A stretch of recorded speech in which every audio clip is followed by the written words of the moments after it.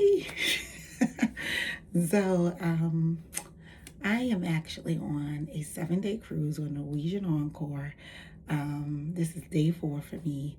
And yesterday my phone rang and a really near and dear friend who I met over 10 years ago, who worked for me, who we just developed this great personal relationship, reached out to me and I called it back today. And long story short, I felt super inspired to post again today.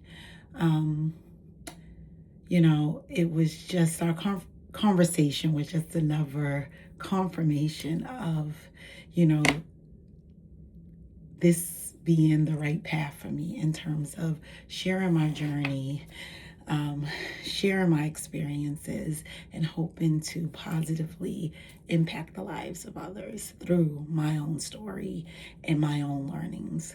So I said, no time like the present to share a little more about myself. For one, I am a mother of 3 amazing daughters. I had my first child at 18, pregnant at 17. And we'll spend a whole day one day talking about that journey and piece of my life and how it shaped who I am. I am a daughter and a sister. Grew up in a house with 6 siblings, and definitely I know growing up in such a huge family dynamic to me um, has shaped the person that I am as well. In my more recent adult life, I spent most of my years working in retail management. And about 5 years ago, I would say, at the peak of what I do, running a flagship, very visible location in retail in Soho, just was like, it's time for a change. It was something that I was thinking about for a really long time. I had gone back to college to finish my bachelor's degree in psychology slowly while trying to navigate being a mom and working full time. Anybody who works in retail knows that general managers are technically never off. I didn't have a 40-hour work week, and I was determined to finish my degree, not just for myself, but to show my girls that it could be done. And I did it, right? And had this degree, and initially when I went back to school, I felt like I wanted to do something in the realms of counseling and maybe social work, but it was just something inside of me that just kept speaking to me that was the space that I was meant to be in. In my many years of retail, I think what the part of my job that I admired the most was how I impacted the lives of other people. I think in my early 20s, I was trying to figure it out and trying to be the best leader that I thought other people needed me to be. I was concerned about what I look like, what I sound like, whether it was okay to share about my culture and my background, especially at that time, working in a predominantly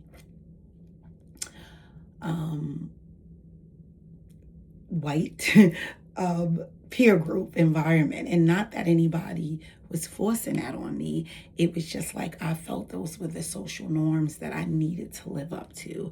And so between kind of having imposter syndrome and just trying to navigate being a young mom, working full time, trying to figure out the direction I wanted to go in my life, my 20s, I tell you, for the most part, especially to begin, it was a whirlwind. You know, even at times when I thought I had it figured out, life would just kind of take the cards and shuffle them, and I was handed all new circumstances. And I just had to be resilient and move forward and navigate. And I think sometimes that's a big theme that I want people to understand. I don't think any of us are ever going to get to this place where everything just seems like this perfect little movie where you wake up and every single thing is exactly how you want it to look and seem and feel and experience. Because the thing is, we are here on a learning journey. We are here to evolve and change and grow.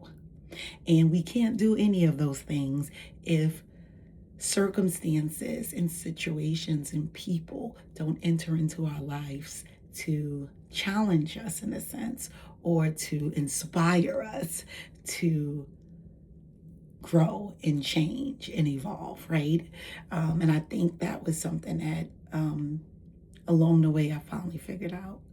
Um, Personally, back in the days, if it was up to me, I would have everything planned out.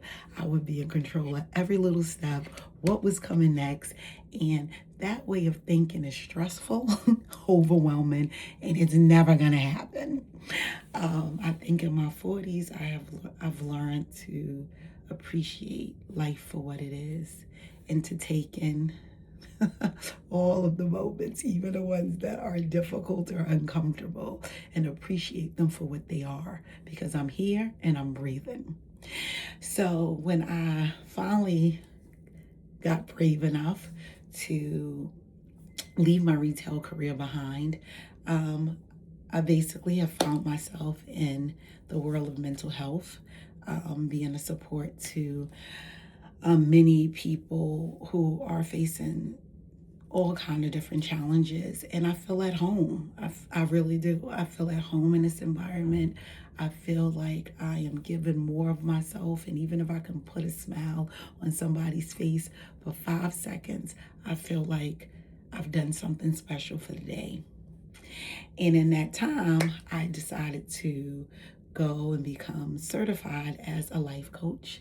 As in my many, many years of retail and just in my personal life with my friends and social circle, I have been known to be somebody that inspires others, able to see their talents, and just in my own journey to become the best version of myself, I've learned many tools and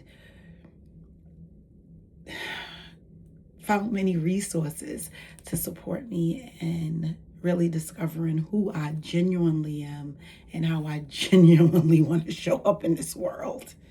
And for the most part, it's come down to a very unapologetic version of myself. I don't owe anybody anything.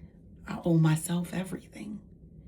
And that's not to say that we are not here to connect with one another, love on one another, be supportive of one another. But we got to know our limits. We have to have our boundaries, and we have to genuinely put our needs first and be able to recognize what that looks like. Let's talk about that. Yeah, so I am a certified life coach. I'm also certified in meditation. Anyone who knows me knows that I believe in a good pause. I believe in taking the time to listen to yourself internally.